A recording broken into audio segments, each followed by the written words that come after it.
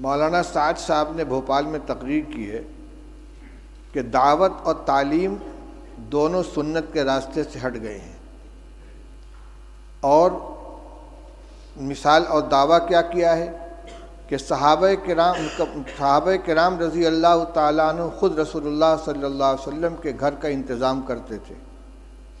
یعنی طالب علم کی یہ ذمہ داری ہے کہ وہ استاد کی کفالت کرے. کہتے ہیں کہ صحابہ جنگل جاتے تھے، لکڑیاں کاٹ کے لاتے تھے، اس کو جلانے کے قابل بنا کر فروخت کرتے تھے، اور رسول اللہ صلی اللہ علیہ وسلم کے 9 گھروں کے اندر تازہ بکری کا گوشت روزانہ پہنچاتے تھے. یہ ہے یعنی بحیثیت استاذ کے کہ یہ شاگرد تھے اور استاذ کے گھر میں تازہ روزانہ بکری کا گوشت پہنچاتے تھے.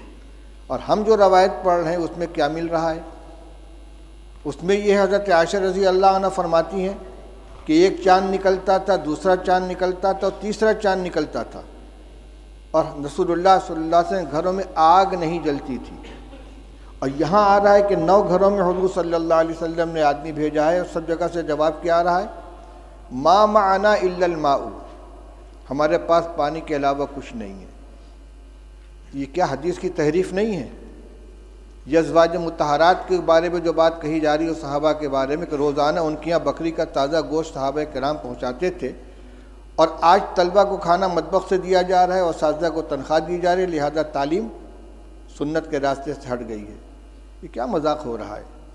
یہ جتنے مدارس چل رہے ہیں، جتنے اکابر نے مدارس قائم کیے ہیں، تعلیم گاہوں کا انتظام کیا ہے، اصحاب صفہ نہیں تھے جن کے لیے صحابہ کرام رضی اللہ تعالیٰ عنہ لا کے خنگور کے خوشے لٹکا دیا کرتے تھے، اور انگور اور کھجور کے خوشے لٹکا دیا کرتے تھے، اور ان کو اسی سے کھانا دیا جاتا تھا. وہ روایت نہیں آئی کہ رسول اللہ صلی اللہ علیہ وسلم مہمانوں کو حوالے کرتے تھے کہ بھئی اتنے کو کون کھلائے گا، جس کے گھر میں 2 آدمی کا کھانا ہو تیسرے کو کھلائے، جس کے یہاں 4 وہ 5ویں کو کھلائے. صدیق اکبر اتنے آدمی کو لے کر گئے، فلاں اتنے آدمی کو لے کر گئے.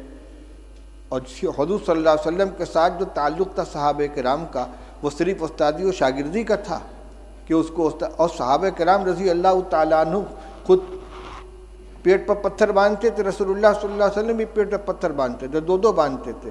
لہذا یہ کبھی اتفاق سے کوئی جزیہ پیش آ جائے اس کو دائمی معمول بنا کر پیش کرنا، یہ تو تحریف ہے کہ سنت کے راستے سے مدارس ہٹ گئے ہیں. نہ دعوت سنت کے راستے پر بچی، نہ تعلیم سنت کے راستے پر بچی ہے. کس قدر خطرناک چیز کا مطلب یہ کہ عوام کو یہ سمجھا دو کہ مدرسے جو ہے سنت کے خلاف چلے جا رہے ہیں، لہذا عوام کا رشتہ مدارس سے بھی کٹ جائے اور علماء سے بھی کٹ جائے. یہ انتہائی خطرناک رجحان ہے، جو اس کا مطلب یہ کہ سب کو باطل تنظیموں کے حوالے کر دیا جائے. ان کو نہ مدرسوں سے تعلق رہے گا عوام کا، نہ علماء سے تعلق رہے گا، پھر بھیڑیا آئے گا اچک کے لے جائے گا ان کو. اس پہ مجھے یہ یاد آیا کہ صحابہ حضور صلی اللہ علیہ وسلم نے ایک مہمان کے لیے گھروں کے اندر کہلوایا ہے، تو سب جگہ سے یہی شکایت آ رہی ہے. حضرت انس رضی اللہ تعالیٰ عنہ کی روایت پڑھ چکے ہو کہ بدبودار جس میں مہک پیدا ہو گئی تھی، ایسی چربی لے کر حضور کی خدمت میں پہنچے ہدیہ کے طور پر، اور کہتے ہیں کہ رسول اللہ صلی اللہ علیہ وسلم کی 9 ازواج مطہرات تھیں اور کسی گھر میں کھانے کو نہیں رہتا تھا. آپ نے وفات کے وقت 30 سا جو یہودی سے ادھار لیا ہے، اپنی ذرا اس کے پاس آپ نے رکھی ہے.